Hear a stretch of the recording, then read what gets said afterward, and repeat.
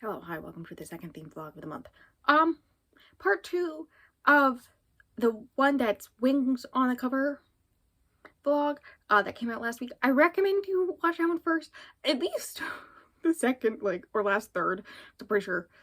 Probably whether that. A lot of his, Six of Crows, which is important because one of the books for this vlog, reading books with birds on the cover. How do I come up with these things? I know, I'm amazing. One of the books is Crooked Kingdom. It was going to be, I don't remember the name of it. I'll put it up. Editing me will put it up on screen right now. The one that was supposed to be, which is the one with the phoenix bird thing on the cover. I know what it looks like, but I don't know the name of it. But it was gonna be that. But then I realized, halfway through recording the Wings of the Cover one, that hey, Crooked Kingdom also has a bird on the cover, and then I can read the duology back to back and not have to worry about when am I gonna finish this duology and whatnot. It can just be one and done thing in 1 month or 2 months, depending when things happen. But then I don't have to worry about me going to the next month with another series. So technically, instead of starting another series, I am finishing a series and reading 2 standalones in this vlog, which is great for me and my finishing series madness. But yes, Crooked Kingdom, the second book in the Six of Crows duology, Grisha Universe. I have not, at this point in time, finished Six of Crows. I want to do it today, so I can't tell you much. I know Six of Crows, there is a heist breaking a guy out of prison. There's a group of people, and I ship Kaz and Inej. I also ship, from where I am currently reading, more than halfway through, about 2/3 of the way through the book, I also ship Wylan and Jesper. And I low-key can see how Nina and Matthias could be cute together, because of their backgrounds of both coming from heavy military backgrounds, but both going against their military backgrounds for the other one for different reasons, but still in different ways. But also, I like Nina and I fucking hate Matthias, so I don't want them to end up together. Yeah. So I don't know when that's gonna happen, but yeah. Crooked Kingdom, that's one of them. The point of me recording this now is because the audiobook that I'm going to pick up today is for this vlog. That makes sense for me to read the one that is for this vlog, right? But the book that isn't that is This Is How You Start Time War. That one. You know that one? You can see the cover. That one. I think that's the name of it. Which is, I'm pretty sure, it's been a long time since I've read this synopsis. It's one of the oldest books on my TBR. Or one of the books that's been on my TBR for the longest, that's what I should say. But basically, from what I remember, it is a time travel war. Wow, who could have guessed? They're both time traveling and fighting and blah, blah, blah. But they're also leaving notes to each other at the same time. And then, bada bing, bada boom, they catch feelings, right? Very me-coded. Don't know how I haven't read this before. We love that for me. And then the third one, the one that is also standalone and also the audiobook that I'm going to pick up today, and the whole reason why I'm starting this now, is Dark Earth. What I remember about it is that they're baby magic and there are sisters. That is it. That is all I remember. But that's fine. The audiobook is only 9-ish hours, so I can do that easily. Today while I do a bunch of other things, and that's that. Also, it happens to perfectly fit the Buzzwordathon prompt for this month, which happens to be earth, nature-based words. And I picked this book for this vlog for this month 4 months before the Buzzwordathon prompts were released for 2024, so that's fucking wild. I love how that turned out for me, personally. But yeah, that's the plan. I will update you probably when I finish Dark Earth. Okay, let's be real. Hi, quick update because I just turned the water on downstairs to boil water for pasta for me for dinner. But I have an update, right? And so, the first update is that I finished the previous vlog, which is kind of hard because I started Crooked Kingdom. Why was that so hard for me to say? Oh my god. I don't think I'm not that far into it. It is long. I didn't realize Six of Crows was long until I finished it and was like typing up all the stuff for my stats thing, and it was like 460-ish pages, and I was like, hello? This one's like 560. Wild. But I have it right now. I'm reading on my Kindle. I've read part 1. I was straight up panicking for Inej's life. We love it. We have had a Waylon chapter. I don't know if I like him more or less. It's definitely not the same. I feel like the amount I like him has changed, but I don't know how. The way that he thinks about things. Like, I get Kaz's character. I think it's because I don't have enough of Waylon's time before joining the crew, so I don't know why he thinks the way that he does on like the rest of the crew. So I'm just like, okay, but like, your thoughts, sir.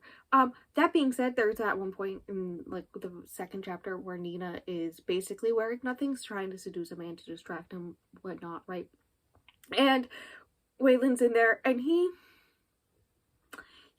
is just like, wow, I get like the point of this, but like she couldn't have like been able to wear actual clothes. She's gonna get a cold now, and I have vowed to protect this child, because sometimes I forget they're literally written as children in these books.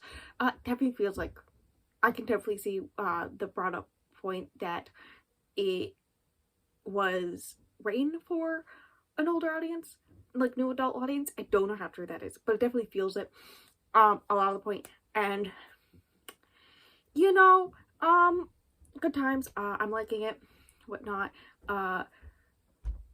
If you want to know my thoughts and opinions on Six of Crows, watch last week's vlog. It will be up above in the cards. But the general consensus is that I really liked it. 5 stars. And that's just my favorite character.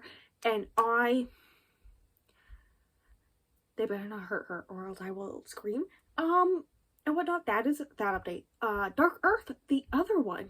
The one I actually did start when I said I was going to start it. I read part 1, which is 28% of the book. And I promptly DNF'd it. I say promptly, that's a lie. I sat on it for like 2 days contemplating it. And I got to the point where I messaged Fish and I was like, hey, hear me out. If I'm reading a book and I don't like the writing style or the narrative style, it's very hard to explain. It's like it's written third person, but also from, I don't remember her name. There's Blue, but what's the other sister's name? The other sister. Her POV, but also third POV at the same time. And it's a little weird, but also a lot of, at least as far as I got, there was no Blue POV, and so it's a lot of her just complaining about the way that Blue does things or reacts to things and all this stuff, and then Blue does things or reacts to things and it actually gets them out of the situation that she was panicking about, and then she's just like, you can't do that ever again. I get it, but also I don't get it, and also it wasn't written in a way that I enjoyed. Just the narrative style, which kind of makes it difficult to get through a book. So yeah, there's that. And then I was just sitting on it for like days, and I was just like, the idea of picking up this book actually just makes me feel so annoyed, and there's no way it's gonna be above a 3-star. There's no way it physically can happen. So apparently the curse of me DNFing the first book in vlogs, I've recognized this as a pattern. I don't know why. I think it's because I always start with a book I'm least excited for, if that makes sense. I always start with a book I'm least excited for or feel like I'm going to enjoy the least because I want to end it on a good note. And so I think that's why. But yeah, I DNF'd it. It wasn't. And that's that. I don't think I have anything else to say for the clip update. I think that's everything. I'm gonna go check my boiling water. I will update you. I'm not gonna update you at the end of every part in Crooked Kingdom like I initially did in Six of Crows because I cut out most of that. I'm just gonna update you halfway through and then at the end, hopefully. Hello, hi. I haven't updated you in forever. Mostly because this whole time I've looked like a mess. I forgot that this season changes always does that to me. It always makes me look like a mess. We're not gonna talk about it. The other reason, because I didn't want to have to cut out like 30 minutes of me just talking about one book. So instead, I was gonna update around halfway through. And my plan on, I think it was Monday. I did start it the same day I finished Six of Crows, Quirker Kingdom. Should say that. So that happened, right? I read, I think, 3 chapters or something like that. And then my plan for Monday, I think the day after, was to read until the 50% mark. And then I read half of it. Almost to the 2/3 mark. Because I just like couldn't set it back down. That's how good it was. I just kept on being like, well, what if I read another chapter? What if I read another chapter? What if I read the whole thing tonight? But it was like 11 p.m. And I still had like a third of it to go, so I didn't do that. And then I read some other things. Took a little bit of a break up from it, occasionally picking it up, and then read all of the penultimate part last night, which means I just have the last part to read today. That's what I'm going to do in like 5 minutes. So I thought I'd update you when I have the last part to go, which is less than 100 pages. Good times. There has been some Kaz and Inej action. I am going to get Bestie Fish to read this duology. I mean, it should be pretty easy because I rated the first one 5 stars. I rated Six of Crows 5 stars, which was my 50th book of the year. I did not bring that up, but that's going to be funny because I have a very strong feeling this is going to be 5 stars as well, which means it'll be my 50th 5 star.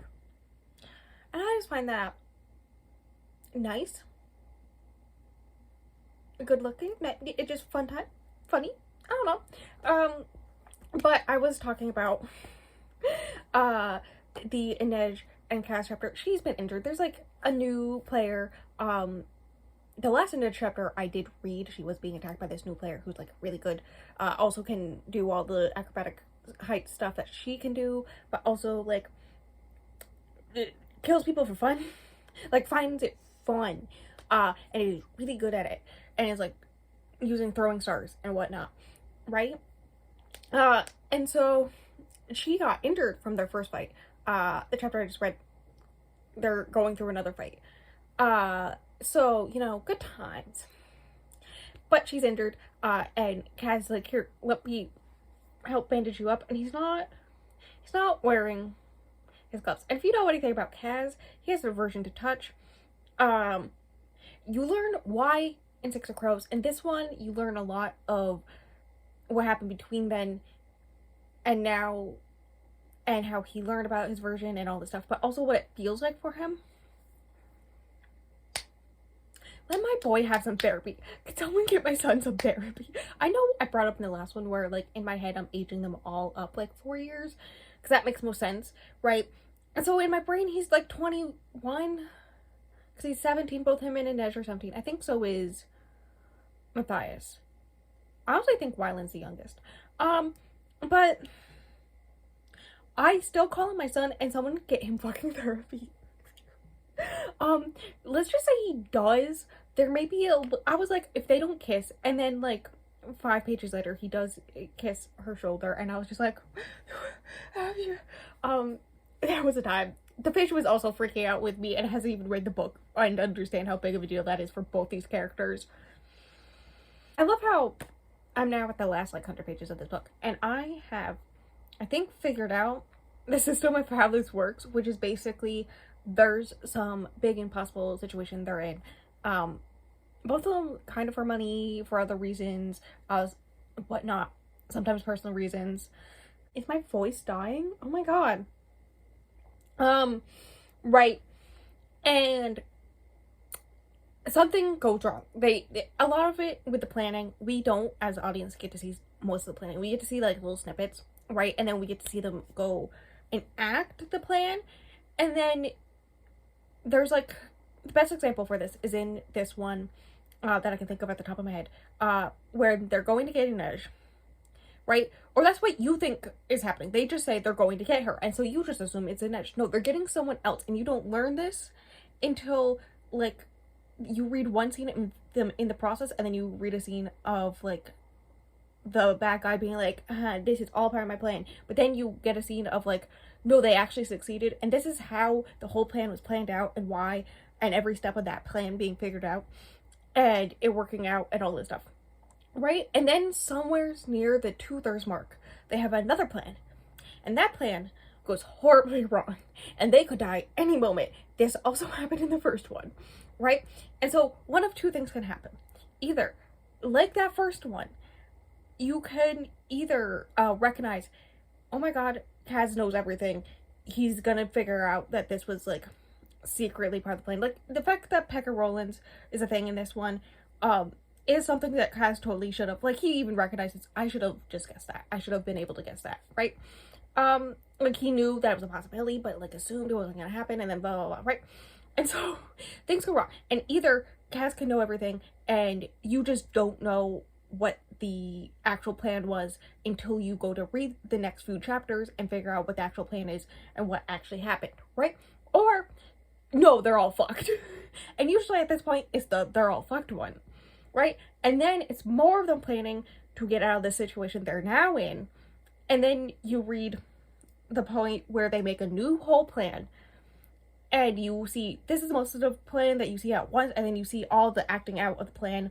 And have a good time. And hopefully things end up well. And that's where I'm at with this one. I'm at the final plan. And hopefully things end up well. The third one is always the one where you know the most about the plan beforehand.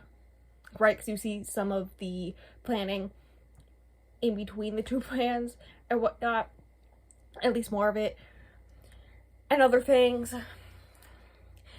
Is there a really point of me explaining this? No, but I have figured out the system in this, and I don't mind. It's good. I'm loving it. Other things, character hierarchy, I think is the same. There was stuff about Wyland's family and specifically his mother. Dear God.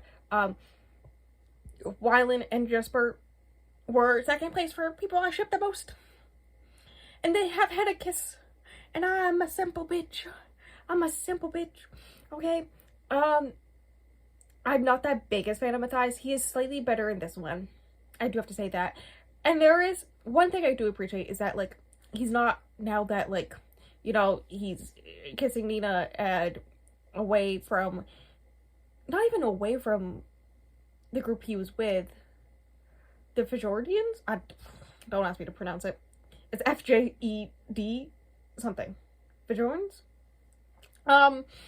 So instead of him, now that he's with Nina, officially, and he has officially betrayed them and all this stuff, he isn't just, like, immediately no longer all this bigotry, thought process stuff. He still has at points. Especially when it comes to what to do in certain areas with Grisha and helping out other Grishans and her whole government and whatnot.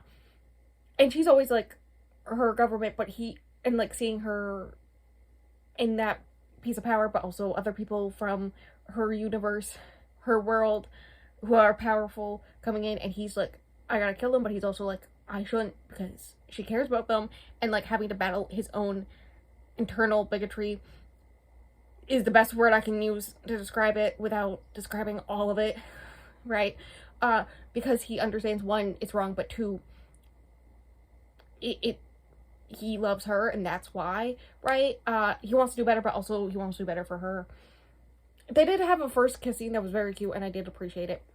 But he's still in last place. Nowhere near as bad as last time, but I still last place. Nina's still great.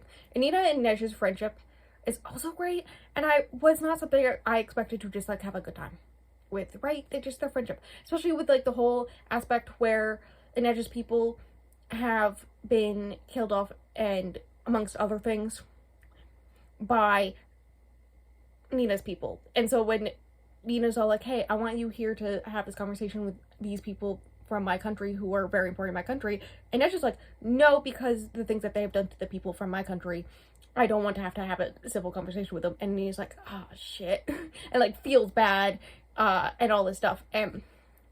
But but like they're still best friends, and it's just cute. I don't know what I'll say. I've already been talking for way too long. Imagine if I did this 5 other times. Can you imagine? I think the hierarchy. So it goes Inej, then Kaz, right below her. Right below her. And then I think Wylan, and then Jesper and Nina tied. Wylan really moved up to 3rd place. He was like 5th place for most of it because I didn't know what to do with him because I never had his point of view. But now that I've had his point of view, I'm like, this man's. And then Matthias is still the bottom, but I still really like him. And then hierarchy of my ships. It goes Nina, Inej, and Kaz. And then tied for 2nd place, this is gonna surprise you, is Jesper and Wylan, but also Inej and Nina. Listen, I'm just saying it'd be cute. They got a lot of understanding each other, especially in previous work conditions and career, sometimes not choices. You know, and I think it's mostly a friendship ship that's happening personally, but you know, maybe they'd have fun. I don't think either Matthias or Kaz would be up for sharing, but... And then bottom place is Nina and Matthias. Just because I don't like Matthias that much. That's thoughts and opinions. I'm gonna go finish this. It's gonna break my heart, and I know it, but I'm also gonna have a good time. I am low-key worried because my main complaint with the last Shadow Bone book was the fact that... what was I gonna say? Oh, the fact that the ending felt very much like a letdown, right? That's another thing. There's like a few side characters from Shadowbone in this one very heavily. So that's, I say very heavily, but they're like very important to the plan. So that's interesting. But that's kind of a thing where like I'm worried it's gonna be a letdown, but I don't think so. I'm enjoying the writing and reading experience of this one, and also the characters of this one way more than any of my experience after the first one. I mean, Shadowbone I really liked, but like after Shadowbone, it was just like very mid. And this one I've been enjoying the whole process of it way more, which is looking good for me, because I keep on getting hellbent from Libby and then not reading it because I'm scared because of how Shadowbone was a letdown to me personally, the end of that one. So like, if this one's not a letdown and as good as I'm expecting, maybe I'll just like actually pick up Hellbent and finish that duology as well. Imagine that. Anyways, that's the update. I'm gonna finish this.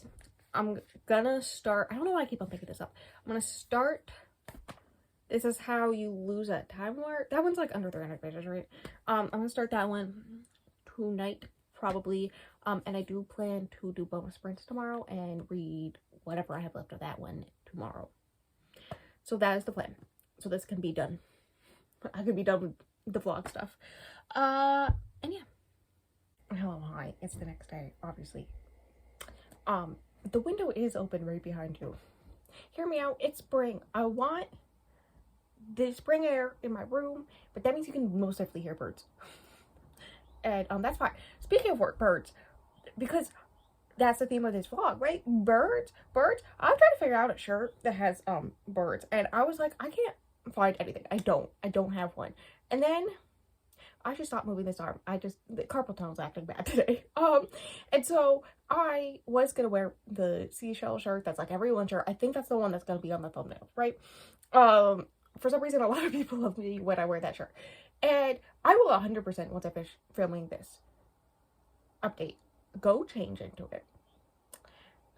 Because the only shirt I could think of that had a bird on it is this Star Wars one that my dad got me forever. I don't really wear it anymore because I have like 4 different Baby Yoda t-shirts or shirts now, and like 2 different Baby Yoda pants. Are they really pajama pants? Yes, but I still wear them on Star Wars Day.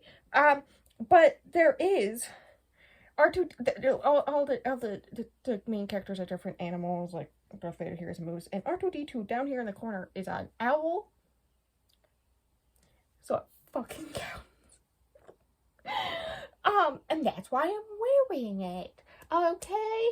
The issue is that up here with humidity, if you have a shirt in the dresser for like longer than a few weeks, it just starts smelling weird. And it's been in there for like a year or two. That it's been a long time since I've worn this. So after I finish filming this, I'm gonna immediately go change into that seashell shirt. So if you see me at the end of today, I am planning to finish. This is how you lose the time war. So when that happens, you will see me in a different shirt. It's the same day. Don't worry about it. Anyways, that was rambling for 2 minutes. So let me talk about actual books. I did finish Crooked Kingdom last night. Stop doing that, me. That hurts. Me to lead Bartigo with his book. How many of you bitches were laughing at me in all last vlog when I was like, thighs this, Miss Thighs that.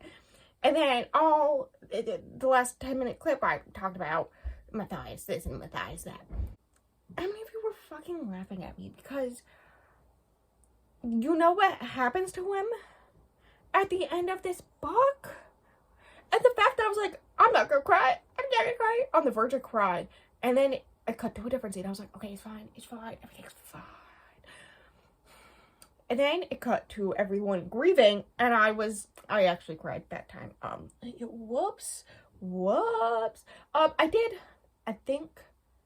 think it's like the third to last chapter is Inej. Maybe it's Kaz. I don't remember. I think it's actually Kaz. Around that point, is when everyone says goodbye to Nina, and she leaves, to go do stuff, blah, blah, blah. Right? And Wylan and Jesper make a plan to stay and work on Wylan's father's company, together, right? Jesper help him out. Kaz is like taking over everything that he's built, basically. And Inej is making plans to go off and do her, hunted down bad people thing. The way that he literally got her everything she ever wanted and dreamed of. Her freedom, the boat she wanted, as well as a good crew that she could trust to live out her new dream after that. And then she kept on fighting with herself throughout the past, like, there was like 1,000 pages that I read of this series. She was fighting with herself whether or not to go and try to find her family. And so he finds her family and brings them to her. And then as she's crying, holds her, and he's not wearing his gloves. I'm a simple bitch, okay? It was, like, so good. Anyways, around that point, when it was, like, finishing off all the characters' like, journeys, I was like, this doesn't feel like an end, though, right? And I did look it up, right? So I do know is it, like, King of Scars or something like that, which follows Nikolai, from The Shadow and Bone, especially the middle one there. He's my favorite part in the last two books, okay, honestly, in Shadow and Bone. Who was, briefly, he was in this one. And I was like, that's weird.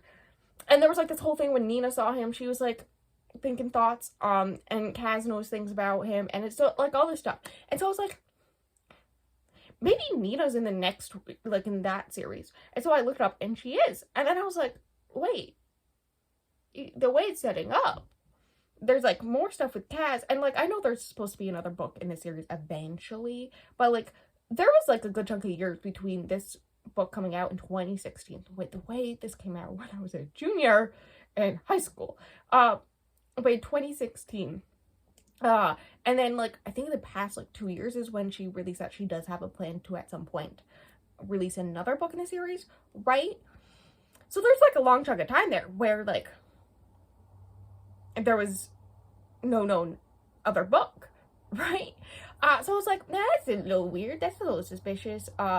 So, especially since there's, like, setting up stuff with, like, Kaz and, this group of people, magical people in Ketterdam, is that how you pronounce it? So, like, I was like, maybe. And I looked up and, like, all of them are in, I did not look up if Matthias is, but all of them are in Kings of Scars, duology. I didn't know that was also a duology. Also, that came out, the first one came out, I think when I was a junior in college, either sophomore or junior in college.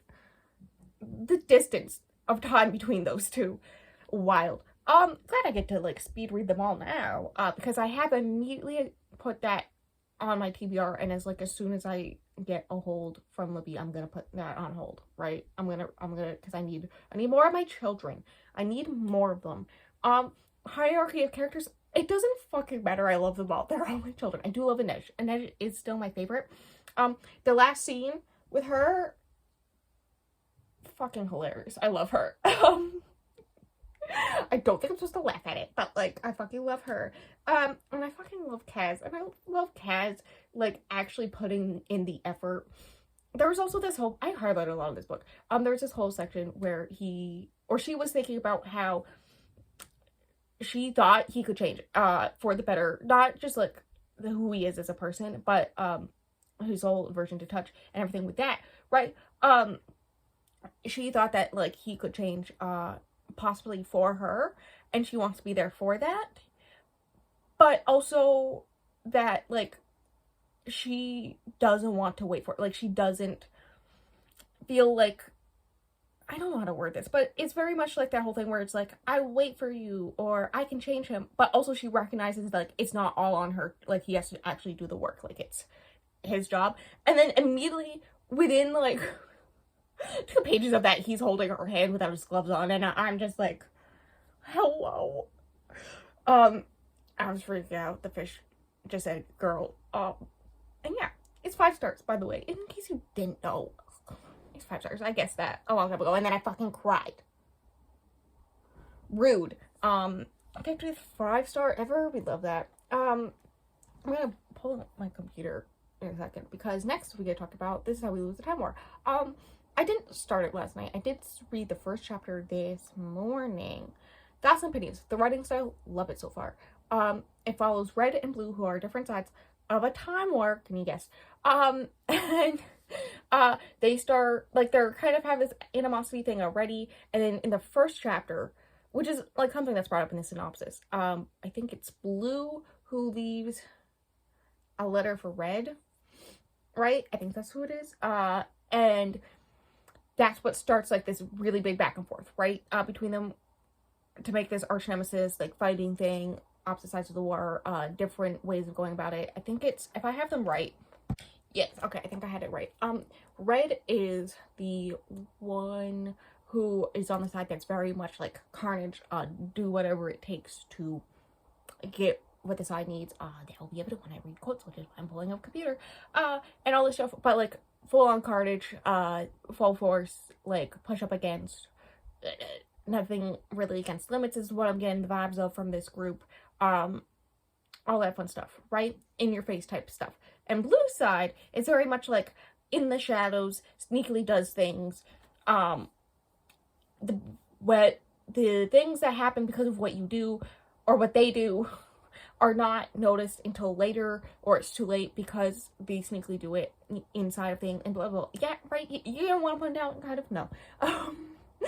And so they have different styles, and Blue kind of calls Red out, and now they fight in, but also I assume right. Now I did save 2 quotes and I sent them to the fish, which is why I have a computer, because I deleted Instagram from my iPad, because the way that calls on Instagram were, it would just ring for like a solid 3 minutes even after I start the call, so I deleted the app. I gotta know it. But I wanted to read 2 quotes, okay, to give the vibe of what the writing style is like, but also the characters and how I'm enjoying it. First one being, she holds a corpse that was once a man, her hands gloved in its guts, her fingers clutching its alloy spine. That's like the beginning of the 3rd paragraph, right? To get the vibe of like the carnage that Red side is. And then another one, Red is gets the note from Blue, right? It's Red likes to feel it is a fetish. Now she feels fear and eagerness. To get the vibe of what's happening in the writing style. It's a good time. Was that important? No, you didn't even know that. I do 100% plan to read this whole thing today. It's under 200 pages. Technically, it's 198. So it's definitely possible. It's gonna happen, right? So that's the plan. Hello, I told you I'd be wearing this shirt. I don't. Bird. Bird. Bird. That's what I'm gonna start with. Bird. There was last week a yellow bird outside. I took a photo of it. I sent it to the fish to use for the thumbnail if they desire. Because, you know, they're the only ones that can make good thumbnails in this household. So, bird. Bird. I went back in our conversations because that's what I sent the bird photo to. And screenshotted it so that you could see bird. Other things. I read all of them. This is how you lose the time wire. You know, being as they only kissed once, and it was when one of them, Sleeping Beauty type, or Snow White, very Snow White-esque. The way that there were references to that too, the references to things, that came back. There were, like, times when there's two characters, there's Red and Blue, they're on opposite sides of war. We talked about this. I don't think we've actually talked about this. Blue talked about how the garden, which is her side's whole thing, is about plants and gardens and nature and blah blah blah, right? Birds. She talked about how they are created and how it's impossible for someone from the other side. Is it just called the agency? I think so. What red side is called? How it's impossible for them to get across the strands into the garden and why and all the stuff.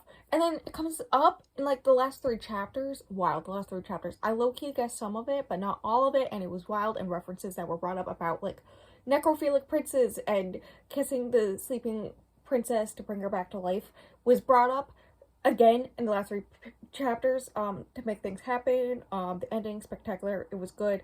The wind is really coming through that window and very cold. Other things me talking about. The writing in general, spectacular. Very elegant. I was trying to figure out how to describe it. Very much, I don't read enough books that are eloquently written.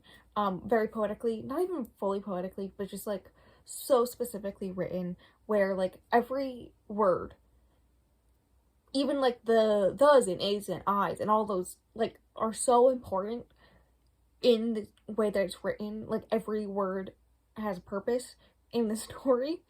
And the only other book I can think of that was like that even slightly was Addie LaRue for me, and I loved that book. So like if you mix eloquent writing that I love, and I try to do sometimes, it doesn't work out that well most of the time, but I try. Okay. Eloquent writing that I don't read enough of, right? Time travel. I love time travel stuff. Books, movies, TV shows. I don't read enough books with time travel, let's be real. You got enemies to lovers.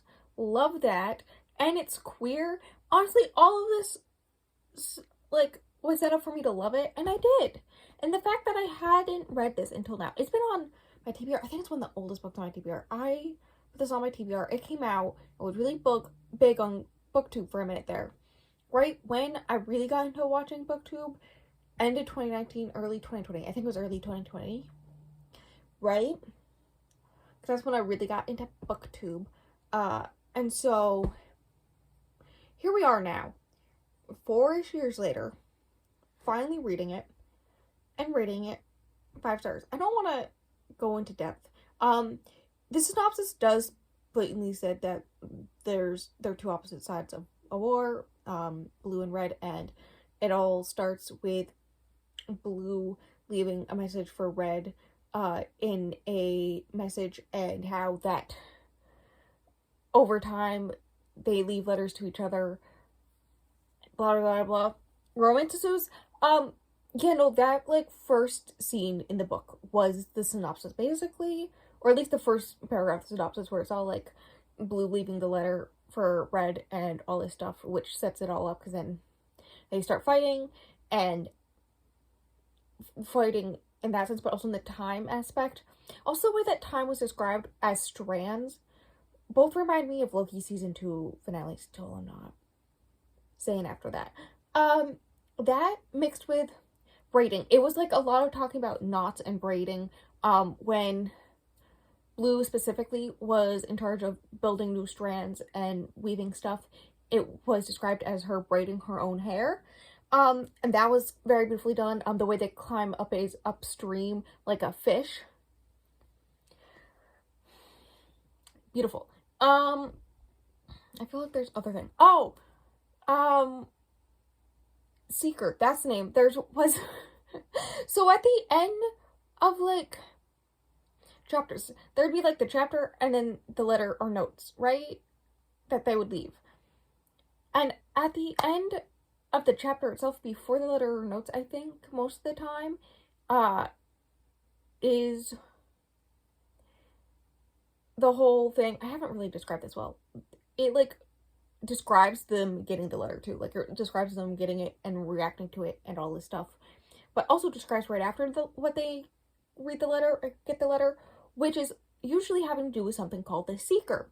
That is the one part I guessed. I did guess something. And I was kind of right. And that's the one that I guessed. I guessed between two people. And it was one of them. And it had to do with the other one. But the reasoning why, on like what got the person to that point, but also or why they're deciding to do this, what they're trying to achieve to do this, I did not guess. I did guess the very ending once I like started the last chapter. I was like, oh, this is what's gonna happen. And it is what happened, but still like spectacular, good times. That's where like the whole like necrophilic prince joke came in. There was also because like one of their characters is named Blue, so like they wrote Dear, I think right it was Blue Dappity Dappatai. Dear Blue Dappity Dappatai. Is what Red wrote once. I think Red also wrote There Ain't Mountain No High Enough or something like that. And I was like, Red. Anyways, this book is spectacular, under 200 pages. I highly recommend. Go read it if for some reason you haven't. It's good. I recommend. I have to go walk the dogs. The sun is starting to set. So, that's where I'm leaving this vlog off at. Wild. I don't know why anymore. I've been filming these two vlogs basically nonstop for a month now. Next video you'll be seeing is probably the TBR. God, how am I? I'm both that far ahead and also that close to that point. Wow. The May TBR, which is my birth month.